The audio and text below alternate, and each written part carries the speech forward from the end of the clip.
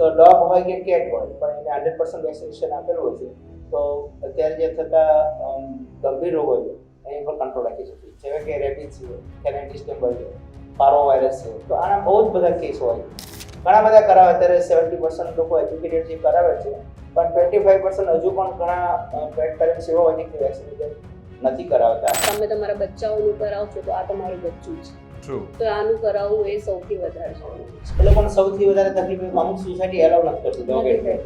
જો એની પાસે municipality licence છે તો એ કહી શકશે કે જેટલો તમારો હક છે એટલો મારો હક. રજિસ્ટ્રેશન માટે મારા કસ્ટમરને પેટ પેરેન્ટ્સને હું કહું છું કે પ્લીઝ તમે રજિસ્ટ્રેશન કરવાઓ. એ નથી કરતા કારણ કે એ લોકોને લાગે છે કે ઠીક છે ચાલો લઈ ગયા રાખો, પર એ બધું ઇમ્પોર્ટન્સ મારે એ લોકોને કરાવવું પડે છે કે તમે રજિસ્ટ્રેશન કરવાઓ, રેગ્યુલર વેક્સિન કરવાઓ. હજી સુધી પેરેન્ટ્સને એ મેચ્યુરિટી નથી આવી કે અમે અમારા બચ્ચાઓનું જાતે ધ્યાન રાખીએ. એઝ અ પેટ ઓનર મારે એ લોકોને શીખવવું પડે છે. તમે જે પ્રશ્ન ઉઠાવ્યો બહુ જ સારો હતો. આ જે તમારો જે પ્રોબ્લેમ છે ને, જે તમે પ્રશ્ન ઉઠાવ્યો એ પ્રોબ્લેમ છેલ્લા 20-25 વર્ષથી બધા જ લોકો બહુ ફેસ કરે છે અમદાવાદ. મને તો લાગે આ સ્વચ્છતા અભિયાનનું આટલું બધું ચાલતું હતું, મિશન હતું, સ્પેશિયલ ફંડ આવતું હતું સરકાર પાસે, પણ આ વસ્તુ ન કરી જે સૌથી વધારે જરૂરી હતી. અમદાવાદ મ્યુનિસિપલ કોર્પોરેશને હવે એવો નિર્ણય કર્યો છે કે જો તમારી પાસે ઘરમાં કોઈ પણ પેટ હોય તો એ પેટને રજિસ્ટ્રેશન કરાવવું જરૂરી છે, એનું વેક્સિનેશન કરાવવું જરૂરી છે, જે બધું જ ઓનલાઈન પ્રક્રિયા દ્વારા કરવામાં આવશે. અને આ જે નિર્ણય લેવાયો છે એ બાબતે ચર્ચા કરવા મારી સાથે અમુક લોકો જોડાયા છે.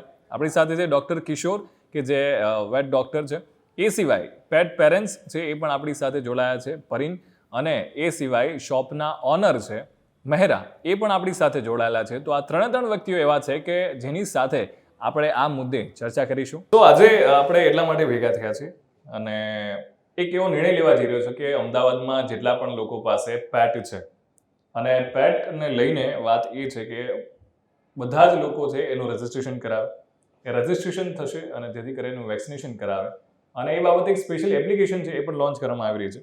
તો મારી સાથે આજે અલગ અલગ લોકો છે. આપણી સાથે ડૉક્ટર છે, વેટરન ડૉક્ટર છે, એ સિવાય જેમની પાસે પેટ પેરેન્ટ છે કે જેમની પાસે ડોગ છે, અને શોપ ઓનર પણ છે કે જેમની પાસે આ બધી જ સામગ્રી હોય છે, બધા જ લોકો પણ. તો એ ત્રણ લોકો એવા છે જે આ ફિલ્ડના છે, એક્સપર્ટ છે અને બહુ જ સારી રીતે આ વસ્તુની નજીક છે. તો આ બાબતે આપણે ચર્ચા કરવી છે. અને સૌથી પહેલા ડૉક્ટર, મારે તમને પૂછવું છે કે આ જે નિર્ણય લેવામાં આવ્યો છે કે જેટલા પણ પેટ ઓનર છે એ બધાનું રજિસ્ટ્રેશન ફરજિયાત છે, તો આ નિર્ણયને લઈને તમારું શું કહેવું છે? ના, બહુ જ સારો નિર્ણય છે અને હોવો જ જોઈએ.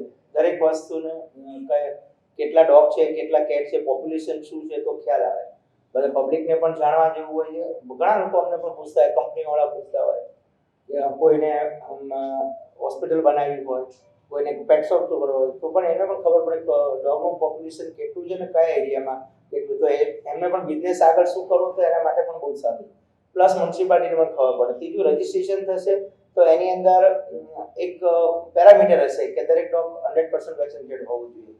તો ડોગ હોય કે કેટ હોય પણ એને 100% વેક્સિનેશન આપેલું હશે તો અત્યારે જે થતા ગંભીર રોગો છે એની પર કંટ્રોલ રાખી શકીએ, જેવા કે રેબિઝ છે, કેનેડિસ ટેમ્બર છે, પારો વાયરસ છે. તો આના બહુ જ બધા કેસ હોય છે. આખા વર્ષની અંદર કમસે કમ 500 થી 1000 કેસ હોય છે તો એક હોસ્પિટલમાં. તો આટલા બધા કેસને આપણે રોકવા હોય તો એના માટે એક જ છે કે વેક્સિનેશન રેગ્યુલર થવું જોઈએ. અને વેક્સિનેશન લોકો તો જ કરાવશે જો એમનું રજિસ્ટ્રેશન માટે કમ્પલસરી હશે.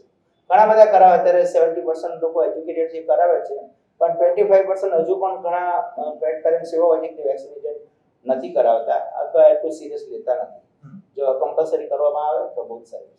જી, તમારું શું કેવું છે આ બાબતે કે જ્યારે આ નિર્ણય લેવાઈ રહ્યો છે અને બીઇંગ અ પેટ પેરેન્ટ એક ઇમોશનલ મોમેન્ટ પણ થોડું કનેક્શન હોય એની સાથે, તો તમને શું લાગે છે આ માટે?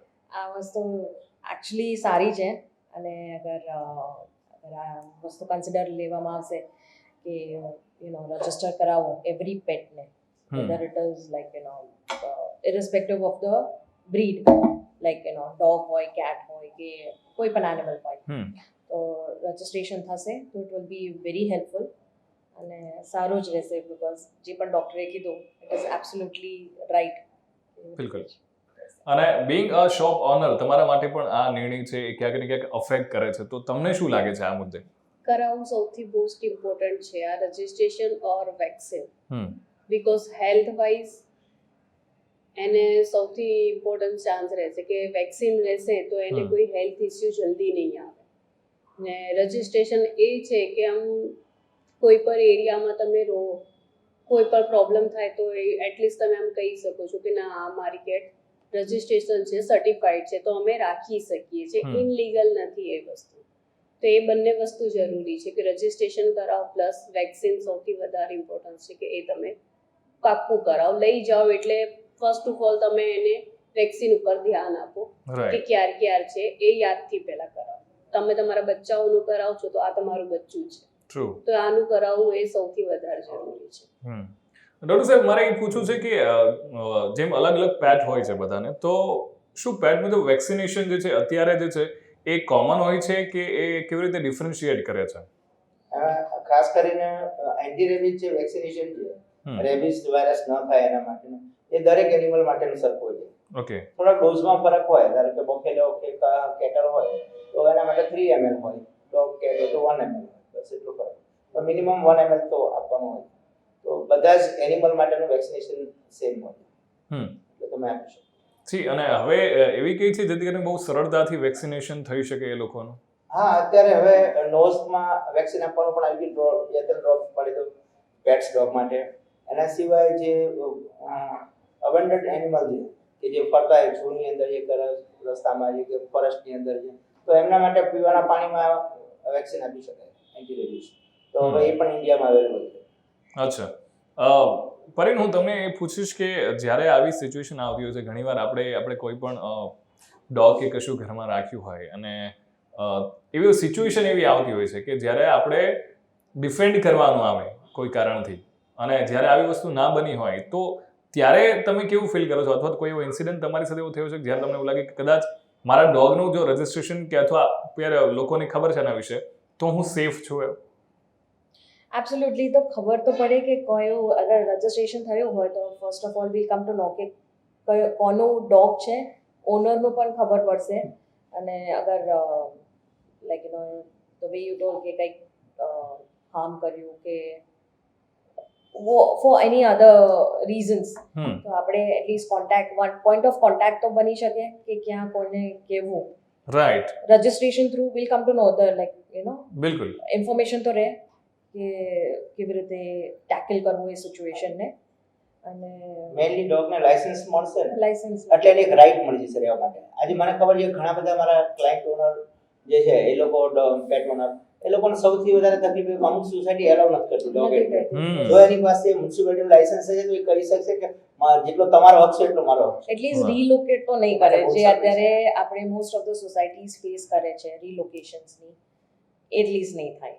ટ્રુ. એટલીસ્ટ આરામથી તો એટલે પેટ ડોગને એલાઉ કરવા જ પડશે દરેક સોસાયટીએ. કરવા જ એ પડશે. જરૂરી છે કે બધા એને રાખવા માટે રાખવા, ખવડાવવા, પીવડા એને એટલીસ્ટ ધ્યાન તો એને આપી પ્રોબ્લેમ નથી થતું. ઘણી જગ્યા ઉપર નથી રાખવા દેતા કે ના અમારી સોસાયટી છે, તમે ડોગ નથી રાખી શકતા, કેટ નથી રાખી શકતા. એ રજિસ્ટ્રેશન આધાર કાર્ડ લાયક થઈ જશે તો એ તમે એમ રાઈટ મળશે. રહેવા માટે એને વધારે સારું થઈ જશે કે ના અમે આમ રાખી શકીએ છીએ, કેમ તમે અમે ના કહી શકો. બિલકુલ. અને આ જ્યારે રજિસ્ટ્રેશનની વાત આવી, જ્યારે તમે શોપ ઓનર છો તો ઘણા બધા લોકો એવા હશે કે જે તમારાથી પેટ ખરીદતા હશે અથવા તો ઘણી વાર તમે એડોપ્ટ પણ કરતા હશો, તો તમારા માટે આ કેટલું ઇમ્પોર્ટન્ટ થઈ જાય છે અને કેટલું અસર કરે છે? સ્પેશિયલી આ અસર કરાવવું પડે છે. ફર્સ્ટ ઓફ ઓલ હું રજિસ્ટ્રેશન માટે મારા કસ્ટમરને પેટ પેરેન્ટ્સને હું કહું છું કે પ્લીઝ તમે રજિસ્ટ્રેશન કરવા. એ નથી કરતા કારણ કે એ લોકોને લાગે છે કે ઠીક છે ચાલો લઈ ગયા રાખો, પર એ બધું ઇમ્પોર્ટન્સ મારે એ લોકોને કરાવવું પડે છે કે તમે રજિસ્ટ્રેશન કરવાઓ, રેગ્યુલર વેક્સિન કરવાઓ, બધાને મને કોલ કરવું પડે છે. જ્યારે વેક્સિનનું ટાઈમ આવે તો હું સામે ચાલીને ફોન કરું છું કે વેક્સિન ટાઈમ થઈ ગયું છે, પછી એ મહિનાનું હોય કે 1 યરનું હોય, રાઈટ, મારે કન્ફર્મ કરાવવું પડે છે તાકી એ લોકો એનું ધ્યાન રાખે. હજી સુધી પેરેન્ટ્સને એ મેચ્યુરિટી નથી આવી કે અમે અમારા બચ્ચાઓનું જાતે ધ્યાન રાખીએ.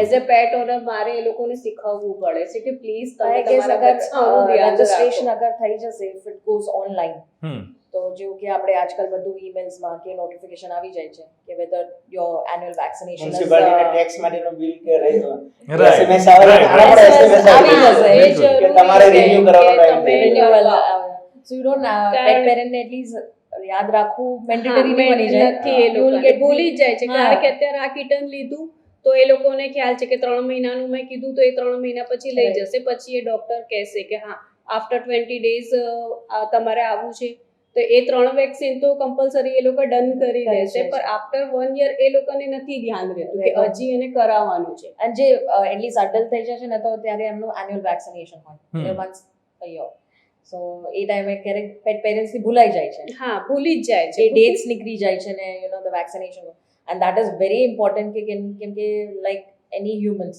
ડેટ્સ ના ભૂલાય વેક્સિનેશનની કે એ બિલકુલ. ટાઈમ પીરિયડે અપાય સો મે બી થ્રુ ધીસ રજિસ્ટ્રેશન આપણને એક પેટ પેરેન્ટ્સને બેનિફિટ તો રહેશે જ.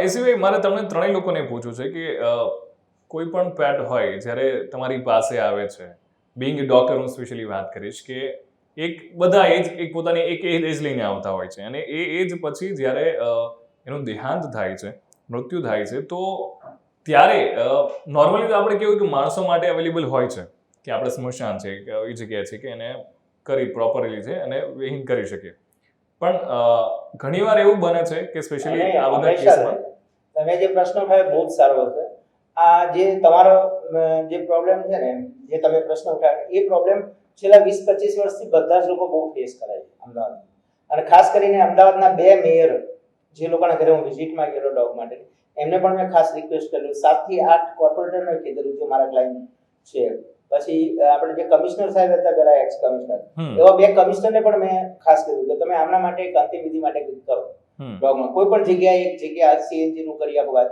તો એનાથી 2-3 ફાયદા હોય કમિશનરે તો મને એ પણ કીધું કે ડોક્ટર તમારી વાત બહુ જ સાચી છે કે આજ અમારે પણ પ્રોબ્લેમ છે આજ એમને પણ રસ્તાની અંદર એનિમલ જ્યારે મરેલા પડ્યા હોય છે અત્યારે ડોંકી ને એવું નથી નહીંતર અમદાવાદની અંદર ડોંકી છે કોઈ પણ એક્સિડન્ટ ડોગ કેટ બધા જ ન હોય તો એનિમલ ગમે ત્યાં ફેંકી દેતા હોય પછી વાયરસ થઈ ગયેલો હોય એવા ડોગને પણ ઘણા લોકો અંતિમ વિધિ ખબર નથી રસ્તામાં ફેંકી દેતા હોય તો આ વસ્તુ જો એક ડોગ થી બીજા ડોગમાં સ્પ્રેડ થતું છે એનિમલ ટુ એનિમલ સ્પ્રેડ થાય તો આ ડિઝીઝને કંટ્રોલ કરવા માટે પણ બંધ કરવું જરૂરી છે જો તમે સીએનજી જેવું એક કરી આપે કે જેની અંદર 100 ડિગ્રીથી વધારે ટેમ્પરેચરની અંદર એને જો બાળી દેવામાં આવે તો કોઈ પણ જમ્સ ફેલાય વાયરસ ફેલાય બરાબર એટલે એના માટે બહુ જરૂર હાઇજેનિક કન્ડિશન બહુ જરૂરી છે મને તો લાગે આ સ્વચ્છતા અભિયાનનું આટલું બધું ચાલતું હતું મિશન નતું સ્પેશિયલ ફંડ આવતું હતું સરકાર પાસે પણ આ વસ્તુ ન કરી જે સૌથી વધારે જરૂરી હતી સ્વચ્છતા માટેના અભિયાનમાં જ આ લેવું જોઈએ બિલકુલ છતાં નથી આ જ વસ્તુ તમને ખબર હોય તો આપણે અમદાવાદની અંદર બર્ડ ફ્લુ હતો ઘણા બધા બ્લડ આ લોકો ડિસ્પોઝ કરવા માટે રાતોરાત જેસીબી બોલાવી 30 ફૂટ 40 ફૂટ ઊંડા ખાડા કરે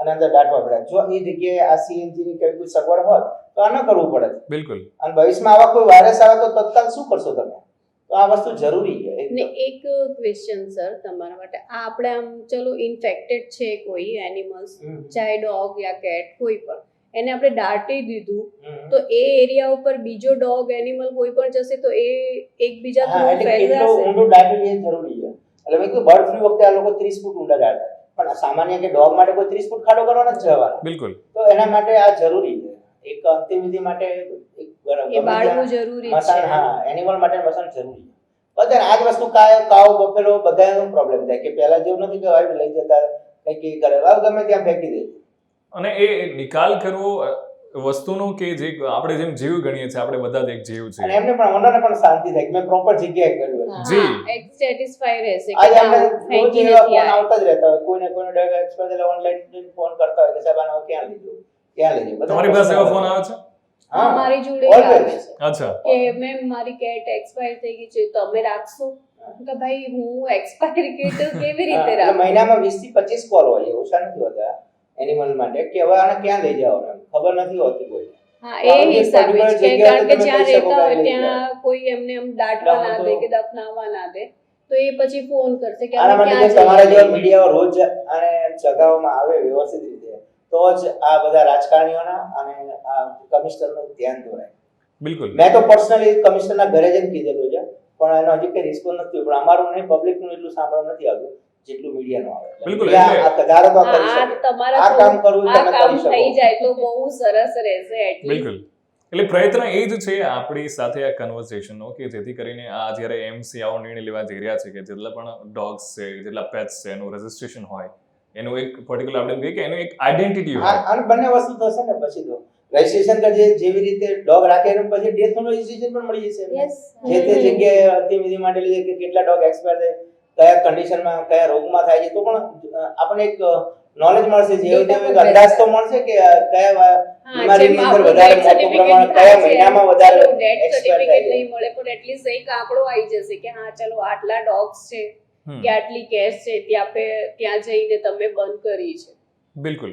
તો એ આ કન્વર્ઝેશન હતી ડોક્ટર સાહેબ સાથે, પેટ ઓનર સાથે અને ઓનરના શોપ સાથે, શોપ ઓનર સાથે, કે આપણે આ વાત કરી અને આ બહુ જ ગહન મુદ્દો હતો જે જલ્દીથી આપણે એમ માનીએ કે રજિસ્ટ્રેશન બધા જ લોકોનું થઈ જાય અને જેટલા પણ પેટ્સ છે જેમ આપણે પરિવારનો અંગ છે, આપણું ફેમિલીમાં જ્યારે નાના બાળકને જેટલું આપણે સાચવીએ છીએ એટલું જ એની કેર કરતા હોઈએ છીએ. એટલે આજની ચર્ચાનો આપણે અહીંયા જ એ જ વાતથી અલ્પવિરામ રાખીએ કે જે આ તમારા બધા લોકો સાથે ચર્ચા કરવાનું કારણ એ જ હતું કે જ્યારે આવું રજિસ્ટ્રેશન કરાવે છે ત્યારે ઘણા બધા પ્રશ્નો ઊભા થતા હોય છે અને આ પ્રશ્નોનું સમાધાન આવે, નિરાકરણ આવે અને એએમસી જ્યારે આ નિર્ણય લઈ રહી છે તો એ બંનેના પક્ષમાં છે, ચાહે પેટ ઓનર હોય કે પછી કોઈ સામાન્ય જનતા હોય, બધાના બધા જ પક્ષમાં માટે છે સારું છે અને બધા માટે સારું છે. અને તો બધા જ કન્ટ્રીમાં હોય છે. બીજા હોય મોટા એને મહાનગરપાલિકાઓમાં પણ છે જ. હવે આપણે જાગવાની જરૂર છે બિલકુલ ગુજરાતની અંદર વસ્તુ આવતો નહીં. જી, તો થેન્ક યુ સો મચ તમારા ત્રણ લોકોનું આ કન્વર્ઝેશનમાં જોડાવા માટે અને વી હોપ કે તમારા જે પણ પ્રશ્નો છે આપણે એનું જલ્દીથી સમાધાન આવે. Thank you so much for connecting. Thank you.